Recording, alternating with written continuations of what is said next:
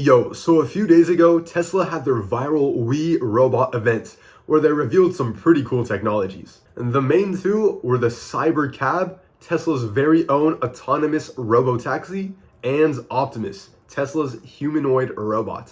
Now, as a student at Georgia Tech studying electrical engineering, these two hunks of electronics fascinated me. But it got me thinking, like, how the heck do these two things even work? Like, I'm over here struggling trying to make a simple circuit work, while Tesla already made an entire humanoid robot that can probably make that circuit for me way better. So I did some research on the inner workings of these two seemingly different technologies, and what I found out was pretty surprising. The brains behind both of these operations are actually pretty much the same. You see, it all boils down to this beautiful piece of hardware called the FSD computer. Now, I know there's a bunch of things going on in this computer, but it can be broken down into three major parts. On the right side, you have the camera inputs. On the left side, you have the power supply and the controls. And most importantly, in the middle, you have the FSD chips. Now, FSD stands for full self-driving, so it makes sense how this would be integrated into a Tesla car. For example, say you whip your Tesla to go out on a drive.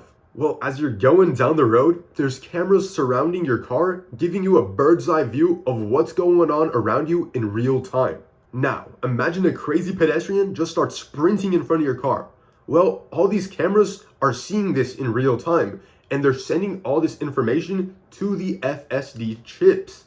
The FSD chips start doing some computations and make a decision based on all this input. The final decision is sent to the controls of your car, making your Tesla behave accordingly, such as stopping the wheel so you don't hit that crazy pedestrian. Of course, there's way more things that's going on in this computer, but hopefully that gives you a good visualization of the overall process. The reason we have two FSD chips on this computer is for redundancy. What this means is that both of these chips work independently from each other. They both get all the information from the cameras and make their own decisions. Once they've made their decision, they kind of check with each other to make sure that nothing went wrong and they made the same decision. And if so, they send that over to the controls. So if one of these chips makes an error in its computations and outputs the wrong decision, well, the other chip is there to fact check it because two brains work way better than one. And this ensures that we don't accidentally run over that crazy pedestrian. So hopefully now it kind of makes sense how this computer is being used in a Tesla car to enable full self-driving. But how is this computer being used in a humanoid robot which isn't necessarily being driven? Well, let's bring back my boy Optimus and look at its different components.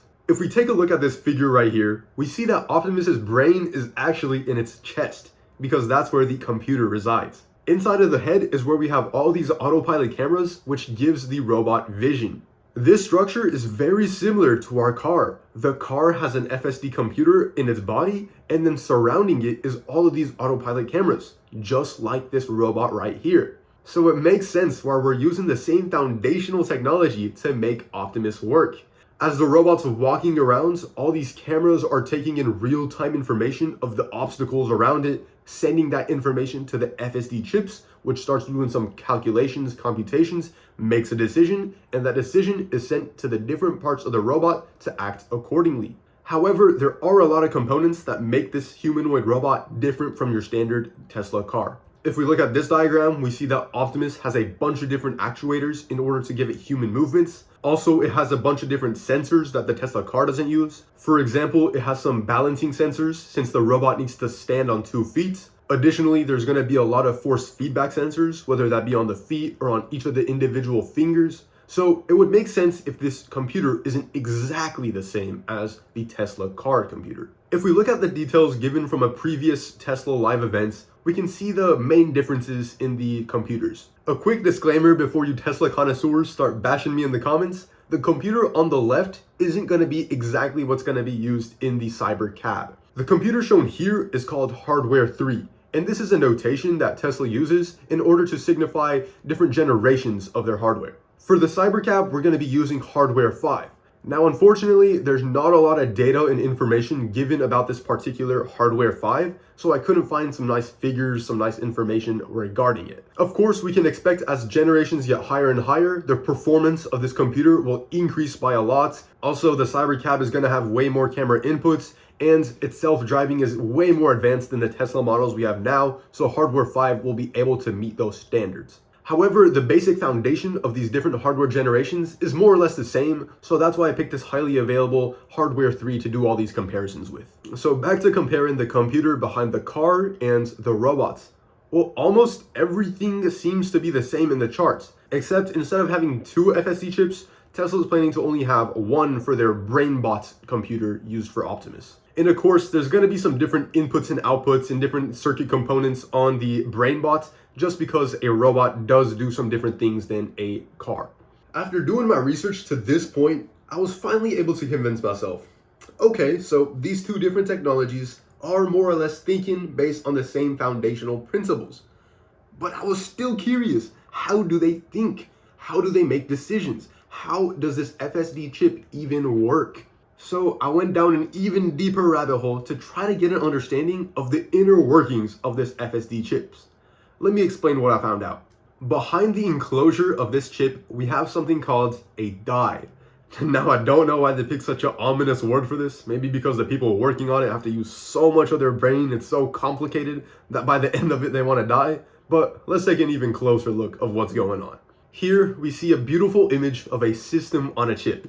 It's called this because we have so many different components and parts working together on one single silicon chip. The big 3 components here are the CPU, GPU, and NPU. The CPU stands for Central Processing Unit, and it's responsible for controlling the flow of instructions and data. Since we have 3 quads, that means we have 12 CPU cores on the hardware 3 chip. And next up, we have the NPU, which stands for the Neural Processing Unit. Now, I made some cool analogies about the CPU and NPU in my previous video on Apple Intelligence, but basically, the NPU is responsible for all the artificial intelligence tasks. Again, when we get all the information from the autopilot cameras from either the Tesla car or Optimus, well, the NPU does a bunch of machine learning algorithms, matrix multiplications, in order to make a decision based on that input. The GPU stands for Graphics Processing Unit, and it's responsible for parallel processing and also taking in all the images from the cameras and making an accurate 3D model of the surroundings of either the car or the robot.